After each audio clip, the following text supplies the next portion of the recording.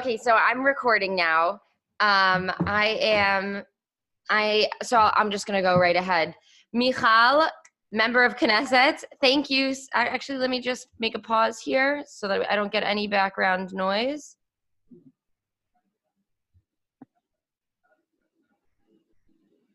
Yeah, that's good. Okay, so Michal, thank you very much for joining us at the Israel Daily News podcast. We've been wanting to speak with you for quite some time since you've been really active on social media. I'm glad to be here. Thank you for having me, Shanna. Awesome. So I want to start out by talking about the way that you've come into the view for so many Olim like myself, people that have moved to Israel. You just came out on social media, messaging and letting everybody know all the things that you're working on. And I'm 26. I work in the media industry. It's the best thing that you can be doing is let people know what's going on social media, because you're trying to reach, I assume, people like me who are in Israel, sometimes just feeling like on the sidelines, like there are things that I don't know about, things that I'm missing. My Hebrew isn't strong enough to really be in the know politically all the time, know my rights, know what I'm allowed to have. And so I think that you have come in as a savior for a lot of us. Has that been is that your intention? So look, the first thing that I have to, be perfectly honest, and you could hear from my English probably, is that I grew up in Montreal. I was born in Jerusalem. I grew up in Montreal. I served as a lone soldier. I went to law school in Jerusalem, but then returned to Canada to pursue my master's in law at McGill University. And 3 of 4 of my children were born in Canada.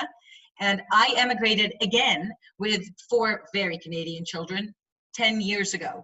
So first of all, I'm very familiar through my own personal story, obviously, to the challenges, to the trials, the tribulations, the incredible, coming to Israel and fulfilling of, I would say, the mission, vision, and values of the state of Israel with every ole that comes, but also the tremendous challenge.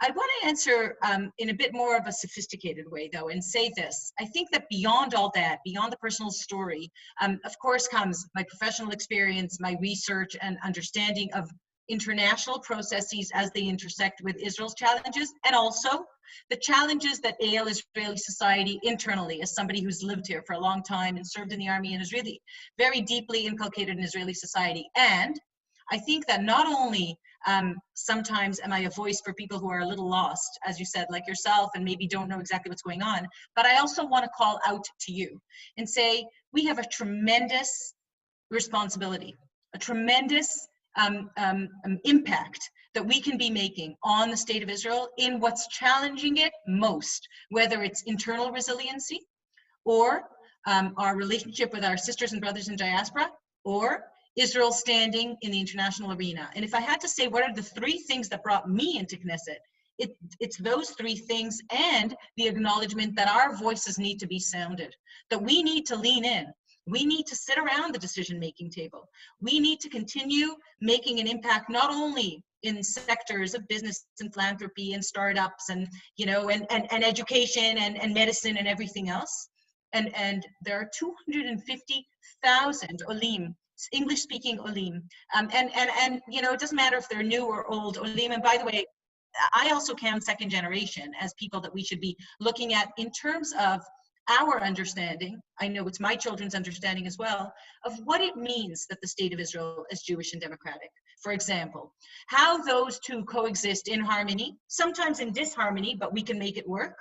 And what are the conversations that the miracle that is the state of Israel should be having in the next 70 years, or hopefully we can resolve it, sooner, but so that we can ensure Jewish peoplehood and Jewish continuity and Israeli sovereignty and real issues that, as I say, challenge Israeli society today in from many perspectives. And I think we have a tremendous possibility and opportunity, and also responsibility that comes with it. I think that you're absolutely right. Some of the greatest leaders of Israel have been people who came from outside of Israel, and it has to be that way because it's such a young country. It's not even like we have the opportunity of having a group of people that have been here for hundreds of years. Almost everybody is an immigrant or a second generation or a third generation to Israel. So I think you calling on us to lean in, I like that because I'm visualizing myself leaning in at the table. Why social media? Why have you really honed in on social media? So I think you touched upon it, and I think, first of all, I say this as a lawyer and as really not a techie, but the understanding, and maybe a little bit older than you too.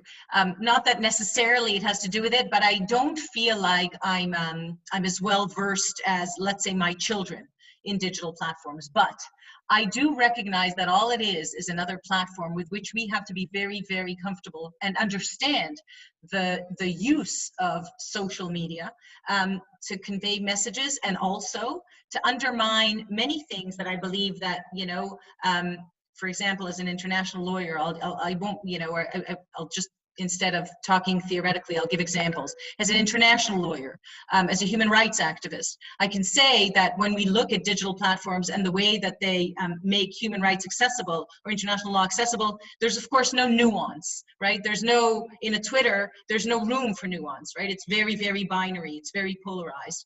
And we have to take that into account, not only with regards to the political processes and the legal processes internationally that are ongoing, but in the way that they affect the state of Israel. And there's a very important intersection which has been highlighted very, very deeply, even around COVID-19, and you might be familiar with, digital platforms raging anti-Semitism, whether it's, COVID-48 or TikTok Holocaust denial, point of view videos, as I've learned to understand. And the importance of understanding that we need to engage, first of all, we need to understand. Secondly, we need to engage digital platforms from that perspective. And that has actually come into Knesset. So I held hearings at the Aliyah and Klita Committee with regards to online anti-Semitism, and those hearings, and TikTok ultimately it came as well, and Twitter was there, and Facebook was there, and Google was there. And we discussed the prevalence of online anti-Semitism, understanding that the online offline is really, we're making a distinction that doesn't exist. There's a direct correlation between a rise in online anti-Semitism and the manifestation offline of anti-Semitism. And what's very important is we often think of this as a binary discussion between free speech and censorship, and actually engaging with the networks and understanding the technology in the way that, the digital platforms do understand themselves. That imperative is to say, where are we holding the digital platforms to account? Where are they responsible? And in many ways, they can be responsible for something a little softer than censorship or free speech. They can be responsible, for example, for education, to refer out, in the case of anti-Semitism, to a world-accepted IRA working definition of anti-Semitism, which has been accepted by about 30 countries.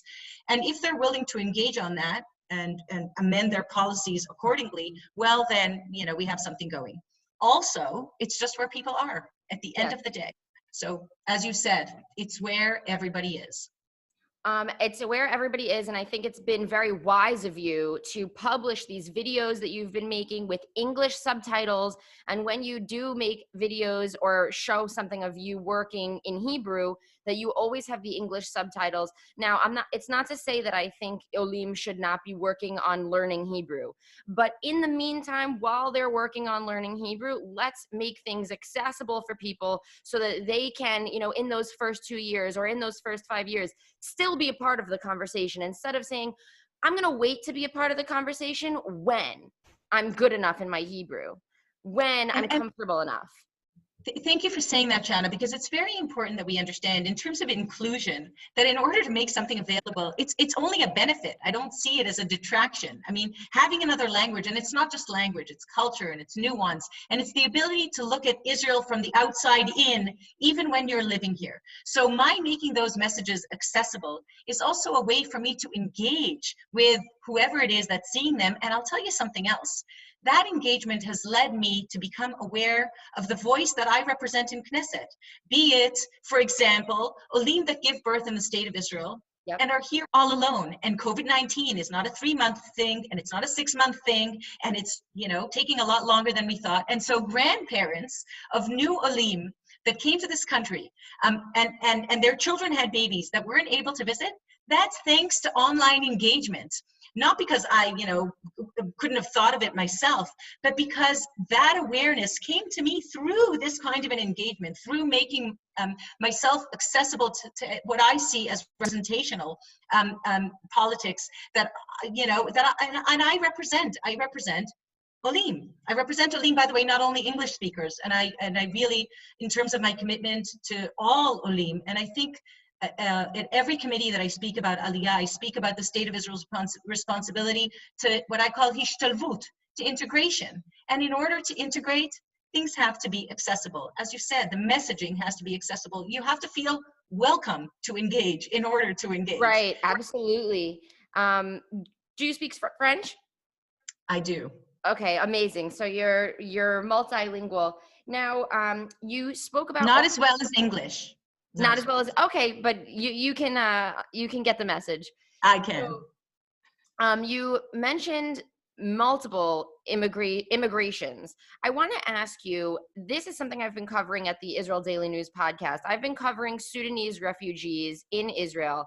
Do you have a vision for a way out of the current problems that we're having with this community who is on the sidelines?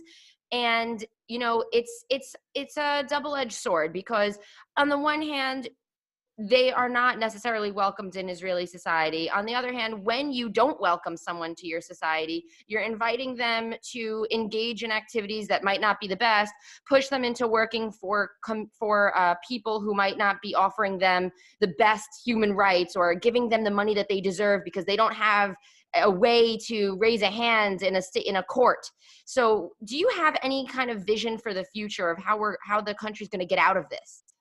So Shanna, first of all, I'd like to remind us that Israel is a young country. It's 72 years old. So when I'm about to say what I'm about to say, talking about its imperfections, I say it through that lens, and also through the lens of the responsibility we have in order to create change. And when I talk of change in that context and in many other contexts, because it's a symptom of something that Israel still has to improve at, and that is transparent policy, implemented consistently towards all. That is true for everything, everywhere you touch. I keep saying COVID-19 hasn't invented anything. It has only shown a big spotlight on the challenges ailing every society, by the way, in every country. I take responsibility for my country. I'm a lawmaker in Israeli, Knesset, and I can shine a big spotlight through the committees that I chair, in the committees that I sit in the issues that I cover.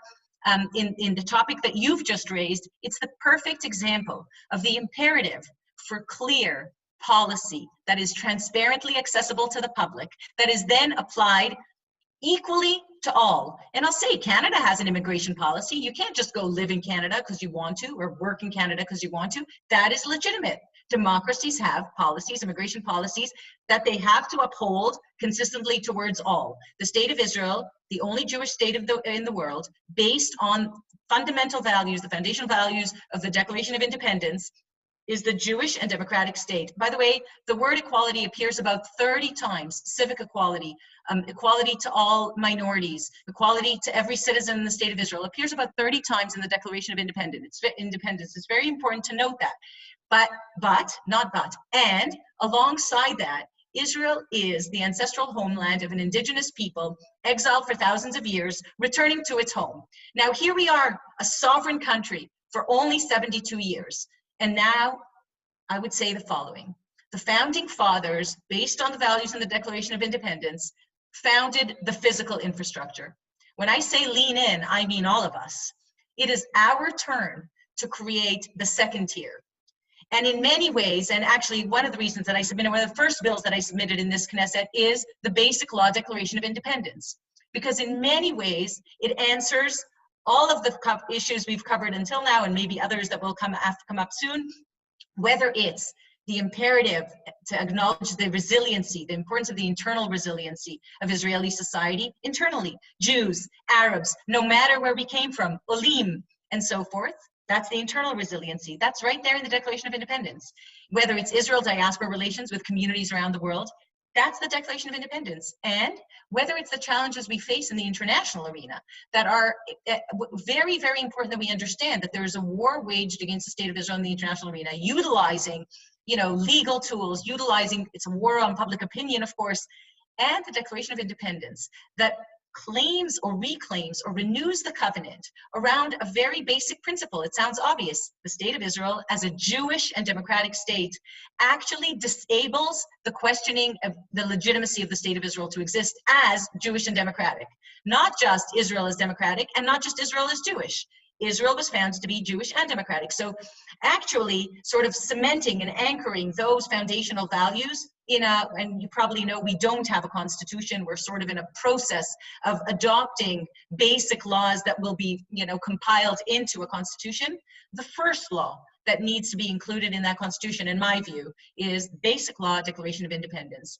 And it hasn't yet been adopted as such. As I said, I proposed it as one of my first laws, and it responds exactly to that question, in my view, that you just had about the imperative that we create policy, transparent policy, long-term policy as a sovereign state that's also comfortable with its sovereignty, that knows exactly who it is, to say, yeah, we have an immigration policy, here it is, it's accessible to all, and it will be applied equally to all.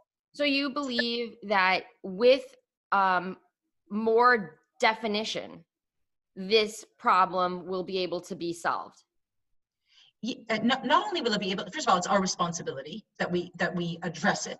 And secondly, it's our responsibility, if we haven't addressed it, to take care of the implications, right? I take that very seriously. And by the way, that's true in every regard. It's true with regards to, food rescue and security. It's true with regards to handicapped rights. It's true with regard to COVID-19 treatment, right? The government of Israel, if it doesn't create long-term policy, transparently, accessible to all, implemented equally towards all in consistency, then it has to take responsibility for the fallout. Okay. And here we are constantly taking responsibility for the fallout. And the situation that you describe becomes a human rights issue, right? Becomes a human rights issue, even if it wasn't intended to be, right? And, we say the road to hell is paved with good intentions. It was never intended to be. It was never intended to be, a human rights abusive issue. But it becomes one if you don't have that, foresight to create, as I said, transparent policy and so on and so on. Okay, excellent. Now, I only have a couple more questions for you. I am a writer, and one thing that I talk about a lot that I think people who aren't writers don't realize is that writing is the backbone of everything. Writing is the backbone of a good script, of a good movie, of a good law, a good bill that's going to go through. And I know that you are a writer because you are a lawyer. And I also know that you wrote the manifesto for the Telem for Moshe Ya'alon in 2019. And I wanted to ask you a bit about that process. But just to correct, I only wrote the portions that are my, expertise and my professional, and I can tell you Israel standing in the international arena, Israel diaspora relations, and Olim. So the issues that are my, good. Sort of and that's even better because that means that you are specialized and you are writing about the things that you have studied. So tell me about how was writing that and how important is the writing in your work? So I'll tell you this, first of all, I'm in the midst of completing a doctorate. So writing, to me, it's not just about there is the writing process, and I, publish many articles over the years because I believe that it's how we hold ourselves to account as well. And and if I talk about transparency, right, and the imperative to create policy, make it transparent to an individual and certainly to a public figure, the way that we communicate with the public and that we can be held to account is to write, right? And I don't mean just tweet. I mean, write consistently, write our opinions, write what we think. And so writing a platform to me is not only a personal responsibility and the ability to be transparent towards the public and to be held to account for what you've written, but it's a must, meaning I don't think of it as optional because a political party has to, in my view, be the change we want to see. right? And I just spoke about the changes that I would like to see in the state of Israel. And I know they'll take a little longer than, hopefully, I mean, this Knesset, God knows, but I know they'll take a little bit longer than the few years that I'm supposed to have in this Knesset, even if we, sort of make it to term. But I believe that we have to be the change that we want to see, as I said. So a party platform or a political platform manifesto of a party is exactly that. It's tell me your policy, make it transparent, and then be held to account for what you did or didn't do, what you did or didn't say, and how it reflects, the two. And that's the importance of writing. And I agree with you, not only about the importance of writing, but about the, I would say, the added imperative for it in an age where, we discussed it a little bit with regards to digital platforms. There's less and less of that kind of accountability. There's less and less writing, and there's less and less readership. As a result. So again, that is something that's very, very important in general. And I think that digital platforms also need to begin to recognize the importance. It's just a business model at the moment that they're using, but at least the individuals using them need to recognize the importance of both writing and of reading ourselves, not what's in our echo chamber or in our, whatever is presented to us algorithmically on whatever digital platform we're on.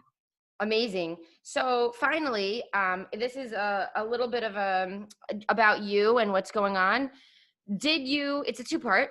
Did you foresee that you would be in your role, for example, when you were my age or you were in your early 20s? Did you know that you would be here? And what is your big challenge and your big vision for the future?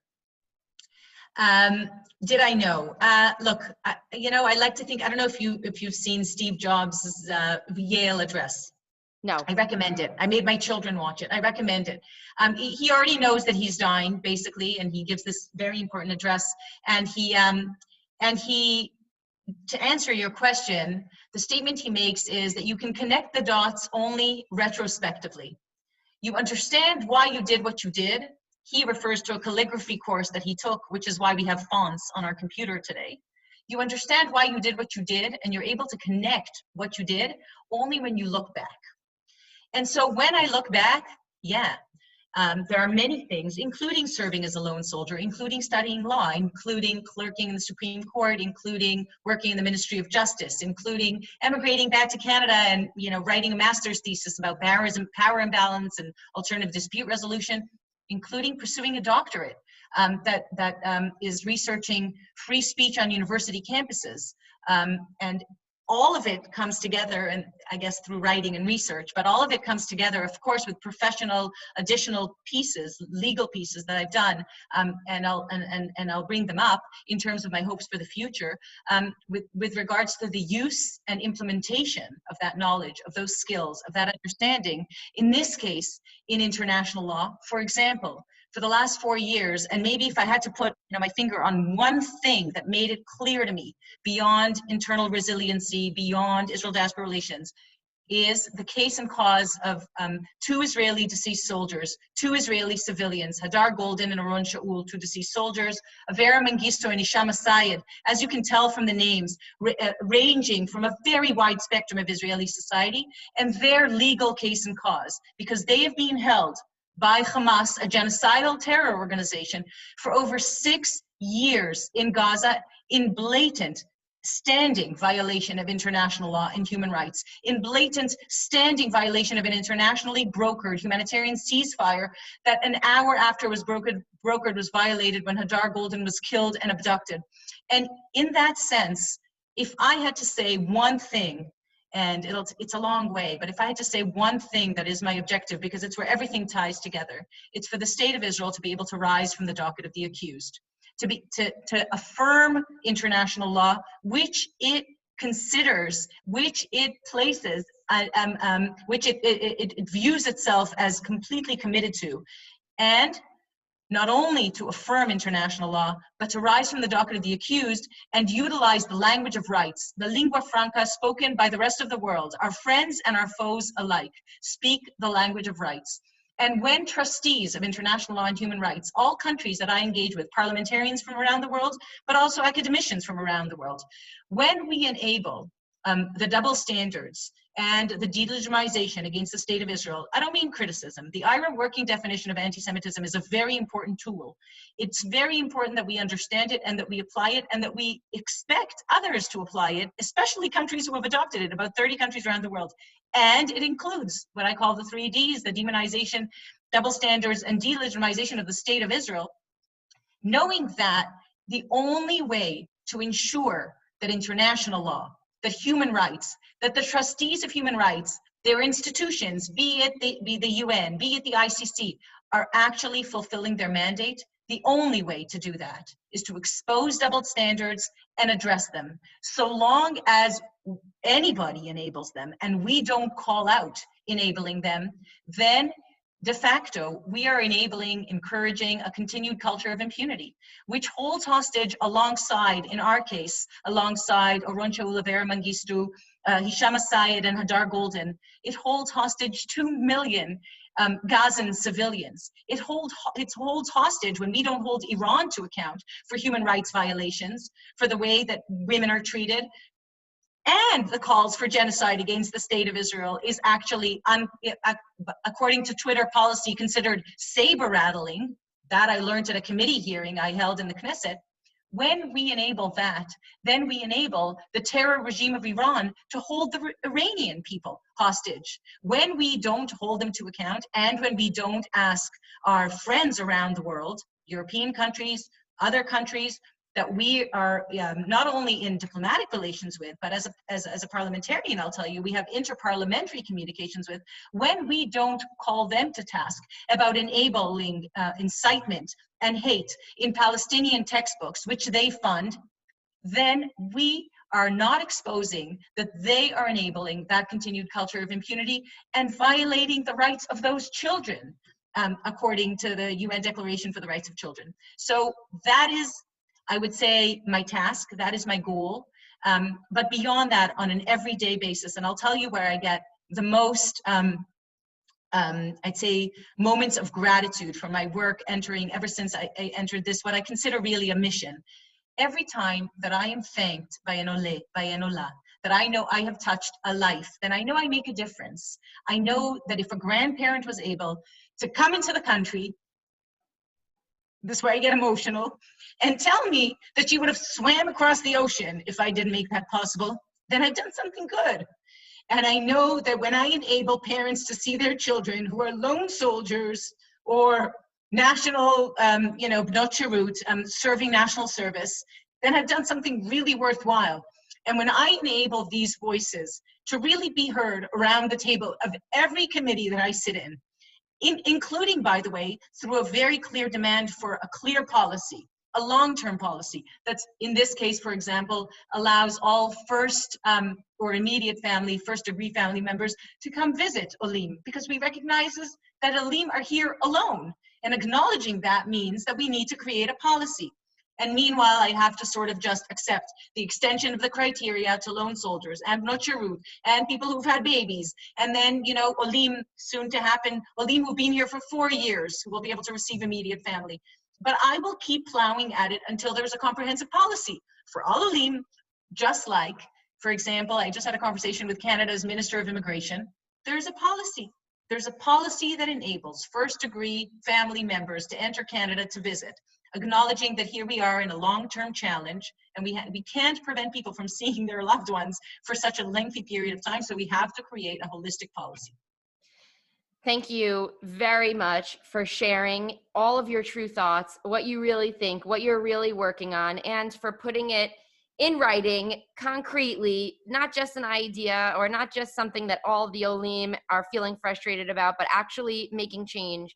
Thank you very much for speaking with us today. Thank you very much, and I look forward to another opportunity.